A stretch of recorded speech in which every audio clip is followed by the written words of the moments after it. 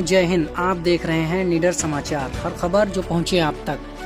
New Paramount competition classes गोला में राष्ट्रीय एकता दिवस के शुभ अवसर पर सरदार वल्लभ भाई पटेल जी की 150वीं जयंती के अवसर पर एक संगोष्ठी का आयोजन किया गया।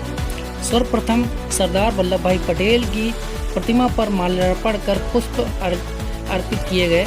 सरदार वल्लभ भाई पटेल के जीवन के आदर्श, नैतिक मूल्य, भारत में योगदान, स्वतंत्रता में योगदान एवं आपके द्वारा किए गए महत्वपूर्ण कार्यों की विस्तृत जानकारी दी गई। संस्थान न्यू पैरामाउंट कंपटीशन क्लासेस के डायरेक्टर पटेल सुशील वर्मा ने छात्रों को संबोधित करते हुए बताया कि सरदार वल्लभ भाई पटेल जी का सपना था कि एक भारत सर्वश्रेष्ठ भारत आपके द्वारा एक रियासतों को एकत्रित करके एक शक्तिशाली राष्ट्र का निर्माण किया गया।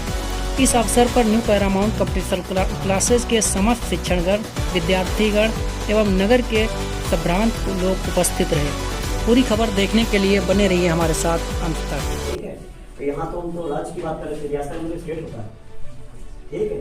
और जो स्वतंत्र राजा रहा होता होगा वो कैसे फिर पराधीनता या फिर किसी के अंडर में आकर के मेरे आने के बाद में किसी की दास्ता या उसके अंडर में किसी परमिशन में उसके अंडर में कार्य करना कैसे बहुत बड़ी बात होती है। अगर हम स्वतंत्र हैं, हम नहीं चाहते कि हमारे ऊपर हमारा मालिक बने, फिर जिनको अगर जोड़ा गया है फिर वो तो अंडर में काम करेंगे। किसी से ये कहना कि आप राजा हैं और आपका राजपाट लाने वाला इन्होंने क्या किया, तीनों चीजों को मिलाया।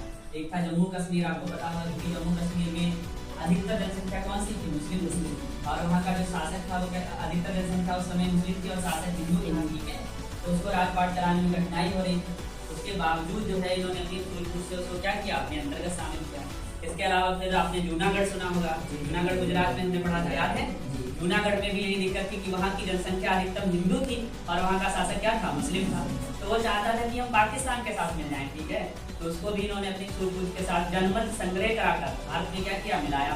और हैदराबाद में भी यही समस्या थी कि हैदराबाद में भी जो वहाँ का निजाम था वो भारत के साथ में शामिल नहीं होना चाह रहा था, और इन्होंने उसको अधिकतम प्रयास करके उसको भी अंत में क्या कर दिया, भारत में मिला दी। तो ये तीन रियासतें ऐसी थी जिन्होंने बहुत ही प्रयास किए कि भारत के साथ में ना रहे, और अंततः इन तीनों को जी ने क्या किया, भारत में मिलवाया। इसके अलावा आप लोग जानते होंगे हमारे पहले उप प्रधानमंत्री थे ये, साथ ही साथ रक्षा मंत्री भी थे।